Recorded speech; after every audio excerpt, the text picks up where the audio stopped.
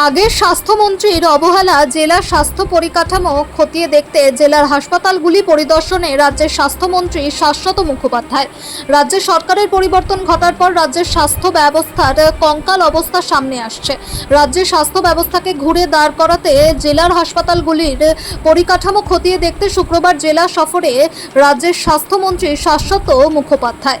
এদিন প্রথমে হলদিয়া মহকুমা হাসপাতাল পরিদর্শন করেন মন্ত্রী। পাশাপাশি চিকিৎসক থেকে কর্মীদের সাথে এমনকি রোগী ও রোগীর পরিবারের সাথে কথা বলে সমস্যার কথা শোনেন।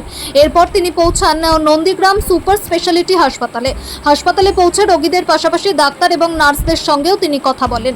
সংবাদ মাধ্যমের মুখোমুখি হয়ে তিনি জানান, এখনো পর্যন্ত জেলার 2টি হাসপাতাল তিনি পরিদর্শন করলেন। এর মধ্যে সবথেকে ভালো চলছে নন্দীগ্রাম সুপার স্পেশালিটি হাসপাতাল। যা কিছু ভুলভ্রান্তি রয়েছে তা অল্প কিছুদিনের মধ্যেই ঠিক হয়ে যাবে। সেবাশ্রয় নিয়ে প্রশ্ন করবেন না, আমরা ক্লান্ত। আমাদের খাতা ভরে যাচ্ছে সেবাশ্রয়ের কমপ্লেনে। কারুর পা কাটা যাচ্ছে তো হাত কাটা যাচ্ছে, রোগী মৃত্যু হয়েছে। সবজি ব্যবসায় এসে বলছে আমাকে আপনারা 3 দিন থেকে 4 দিনের ক্ষতিপূরণ দিলেন, আপনি তো কি করো, আপনি তো কিছু না। আমার 4 দিনের ব্যবসা বন্ধ করেছে অভিষেক বন্দ্যোপাধ্যায়। আমার 4 দিন দোকান খুলতে দেয়নি, কেন রোজ ওনাকে লাইনে দাঁড়াতে হতো ভিড় বাড়ানোর জন্য। পুরো বাজার চলে আসছে ডায়মন্ড হারবারের, তাদের বাজার বন্ধ করে ভিড় বাড়ানোর লাইন তৈরি করেছিলেন অভিষেক বন্দ্যোপাধ্যায়।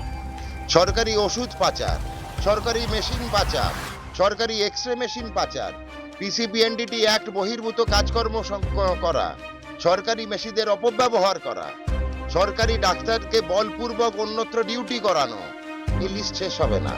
অভিষেক বন্দ্যোপাধ্যায়কে উত্তর দিতে হবে। যিনি 31-এ দেখে নেবার কথা বলেন, আমি তো বললাম 31-এ জুলাইয়ে দেখে নেই আমাদের।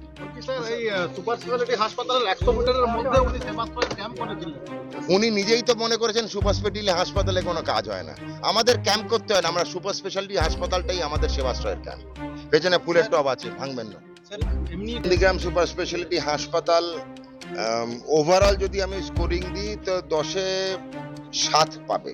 তার কারণ খুব ভালো চলছে। প্রথম কথা বলে ভালো চলছে। আমি সিস্টারদেরকে যেটা ভালো বলতে হবে, সিস্টাররা খুবই ভালো কাজ করছে। নার্সিং স্টাফকে আমি মন থেকে শুভেচ্ছা, অভিনন্দন ও ভালোবাসা জানাচ্ছি, কৃতজ্ঞতা স্বীকার করছি আমাদের নার্সিং স্টাফদের। 2-3টে কেন নম্বর কাটা হয়েছে তার কারণ, একটা হচ্ছে যে গ্রাউন্ড ফ্লোর, সেখানে যে আমাদের ফার্মেসি আছে তার কাউন্টার কম এবং টিকিটের কাউন্টার কম। 2 নম্বর হচ্ছে গ্রাউন্ড ফ্লোরে যেখানে যেখানে জনঘনত্ব রয়েছে বেশি, সেই সব জায়গায় জেনারেল ওয়েস্টের বিন নেই, মানে সবুজ কালো যে আমাদের ভ্যাট থাকার কথা সেটা নেই।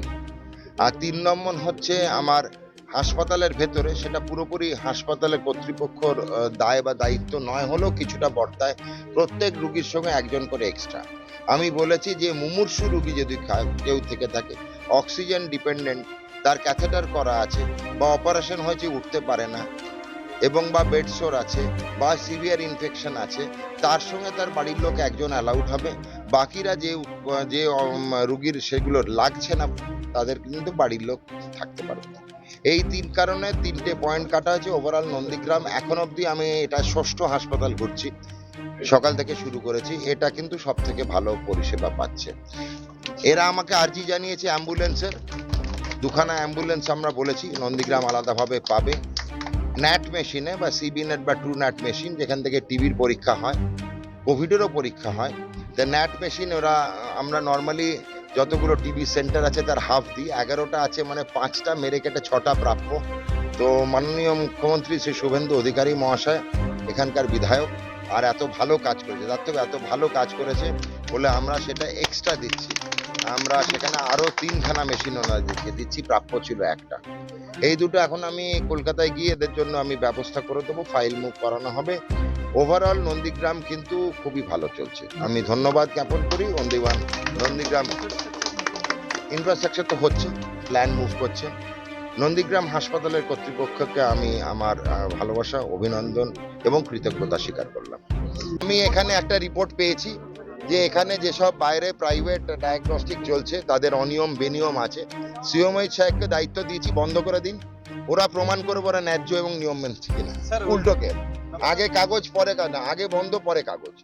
উনি কালকে থেকে শুরু করবেন, প্রত্যেকটাকে ছাড়বেন না, কোনো দালালিতে পয়সা দেবেন না। যেখানেই যাচ্ছেন দালালিতে পয়সা দেবেন না। অ্যাম্বুলেন্স বা ডায়াগনস্টিক এখানে প্রত্যেকটা পরিষেবা আছে, একটু সময় দিন। সবার কালকেই রিপোর্ট দরকার হয় না। এক, বাইরে গিয়ে বেকার খরচা করে টেস্ট করাবেন না, পকেট থেকে খরচা করবেন কারণ এখানে পরিষেবা দেওয়া আছে। দুই, পরিচ্ছন্নতা কিন্তু পরিষ্কার পরিচ্ছন্ন রাখার দায়িত্ব খালি হাসপাতালের নয়, সমাজেরও। এখানে কাগজটা চিপস খেয়ে পকেটে রাখুন, কাগজ বিন খুঁজে বিনে ফেলুন। আমরা লাগিয়ে দিচ্ছি ভ্যাট, কিন্তু আমার বাড়িতে তো আমি বিছানা থেকে মাটিতে ফেলি না, তাহলে হাসপাতালে কেন ফেলবেন? হাসপাতালের রাস্তায় কেন ফেলবেন? এটাও আপনার বাড়ি, এখান থেকে আপনি জীবন পেয়ে ফেরত যাচ্ছেন। এটাকে মন্দির মসজিদের মতো পুজো করুন। স্যার, ডাক্তার দেখানোর থেকে রুগীর যে রিপোর্ট তাতে খরচ অনেক বেশি।